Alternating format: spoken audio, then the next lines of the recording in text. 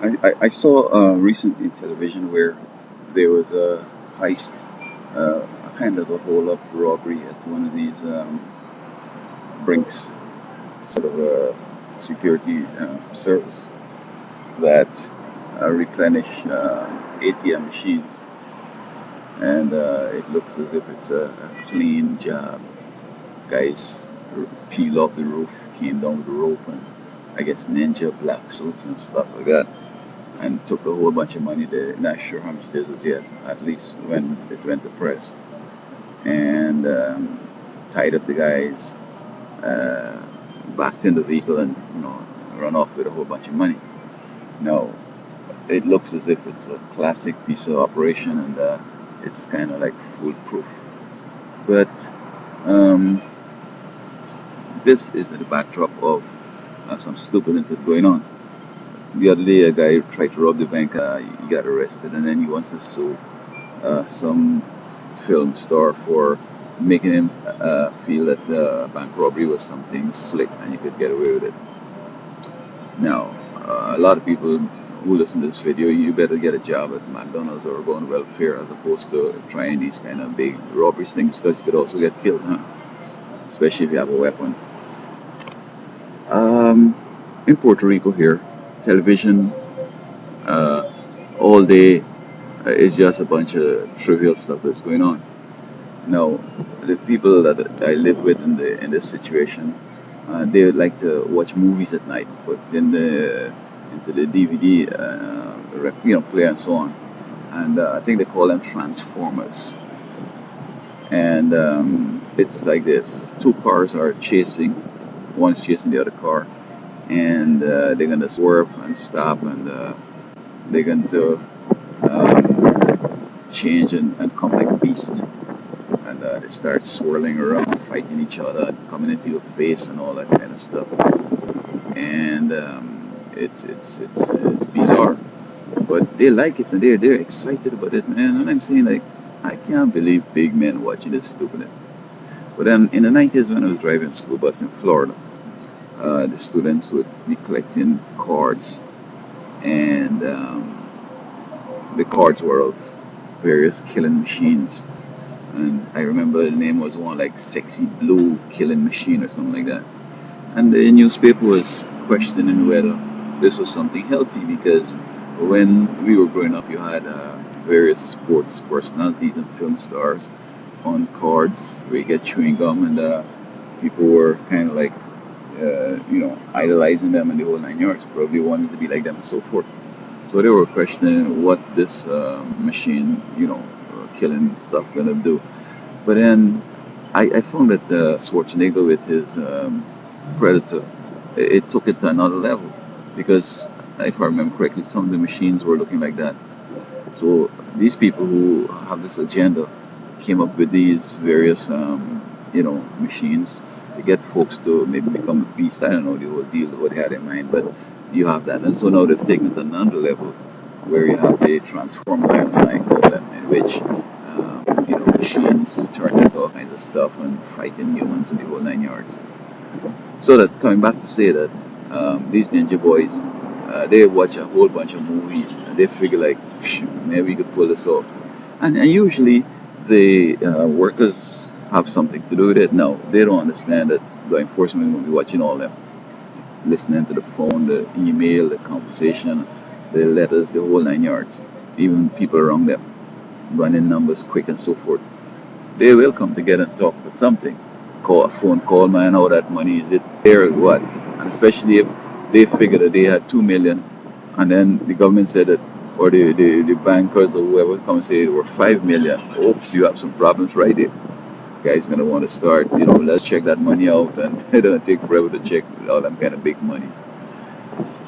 Moreover, with this mask thing they came up with, what's gonna happen is that they have technology that will take that mask off, layer by layer, so that if they had a face thing, they're gonna take it off and then you see the guy's face, and then you put black, white, Asian, and well, you know by the nose, I guess too. And then bingo, they have one, and as long as they get one, they have all the rest. I believe the best crime is the one that you could do by yourself. Also, I believe that working at a minimum wage job or even on welfare is better than crime. So although they seem to be smart and they got over this, the early suspects going to be the employees who are part of it, and they're gonna watch them, and they're gonna, and they're gonna wrap this up, real soon. All that big bucks, I mean, you can't put in the bank. You start spending. I mean, there's always so many different ways of, giving yourself up. So, these guys thinking they're smart by watching all these stupid little movies. But, you know, look, man, honesty is the best policy. And next year, the following year, very soon they're gonna grab them. I don't know if you've heard of George Kenny, a Florida high school principal in Sarasota, Florida. He has a special way of enhancing students' learning experience. He believes that if a child is not in the right frame of mind to do the exam, stressed out or fearful or whatever, he would hypnotize them, and he thinks that he gets results. Now, two students have committed suicide sometime after the hypnosis, and they're wondering what's going on. Now, I think they had asked him also to stop it, and I'm not sure if he continued after that or whether these were pre, injunction. That's the school board. But I guess this principal, maybe he's a kind of wannabe psychologist, psychiatrist, and he thinks that hypnosis really works. And I think that he doesn't understand what he's getting into.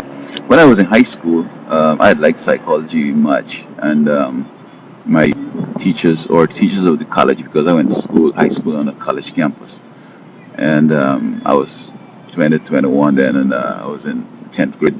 Couldn't afford to go to high school when I was a child, so I worked my way through and got up there.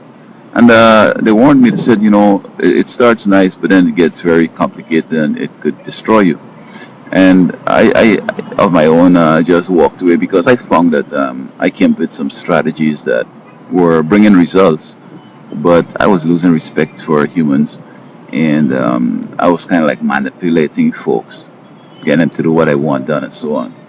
And in television in Puerto Rico, I discovered that they have discovered my method, in that playing stupid games with people, childish games, you get things done. Because depending on the childhood, they're locked up and they're kind of like influenced by that. Those who had seen a lot of Scooby-Doo, you could throw in Scooby-Doo-ish things even though they're adults, and you'll get them to respond. So this, I walked away from the psychology, but I know hypnosis is not a strategy or technique of psychology. It is it's a spiritual thing. It's basically it's kind of like one mind dominating another mind, and our minds are not capable of generating that kind of power. And what I've discovered is that Satan does come in and take charge. I recall when I was graduating with the masters and the doctorate at a certain institution, the president was praying for folks, and they were falling out. So I said, look, bro, in advance, I said, I don't want to be falling out like that. Just, do a little prayer and let me go, okay?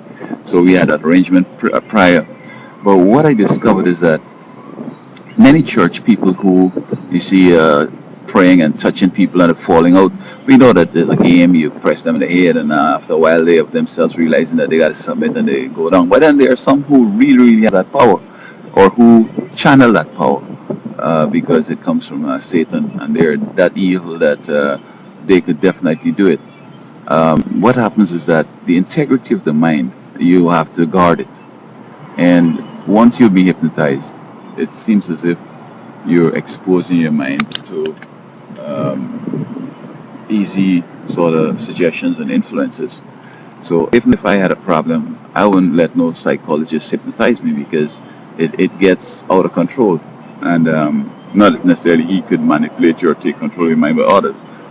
And we know that suicide is something satanic in that an individual would, be frustrated or perplexed by the devil. And then the devil comes in and tells him, you better end it. And there it goes. So I think this is what happened. You open the floodgate for the devils to come in. Now, in court, you can't talk about devils and all that stuff. You got to talk about his acts and the whole, what he had done. I know this principal, he might be an upstanding person in the community, and they won't want to believe that he's into Satanism and voodoo. But as I said earlier, the only way you could make somebody, do all that stuff that happens when people are hypnotized, it got to come from the devil. And when you give him a chance to control your mind like that, I don't know what happens, but it's a dangerous thing. So I think he's going to be liable for something. I mean, they're going to sue the school district and him. And, people got to be careful. Don't let. By the way, parents had given him permission, but they didn't know that it was that dangerous. They probably thought that it was a relaxing technique. I saw on television today where they said that yoga could help in arthritic pain. And there's go like just like hypnosis. Yoga is just the physical or the calisthenic form of an Indian tradition and religion. That's Hinduism. So while you're trying to relieve some arthritic pain, I'm not sure if it does help anyway, but you're exposing yourself to this Hinduism and this voodoo. So you end up with more problems. People got to be aware of these things and just be careful.